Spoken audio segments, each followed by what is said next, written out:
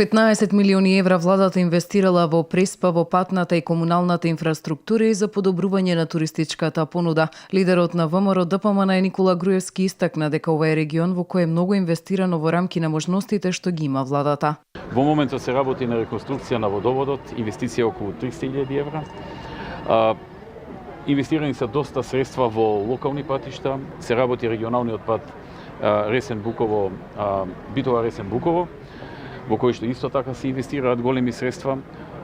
Огромен број на локални патишта се изградени или целосно реконструирани. Тој додаде дека продолжува Ресен да биде во фокусот онолку што се можностите да се инвестира во секој сегмент значаен за граѓаните. Груевски дополни дека земјоделците од Преспанскиот регион имаат добиено 9 милиони евра субвенции, само за овоштарите се исплатени 7,3 милиони евра. Веќе оваа недела се очекува во трезорот на Министерството финансии да пристигнат исплатите за тутунот, за оној што е предаден после 16 јануари. Така што или крајот на оваа недела, или поверојатно во текот на следната ќе започне исплата на 500 милиони денари исплата за тутунарите, за нивниот род, за оние што го предадоа тутунот после 16 јануари.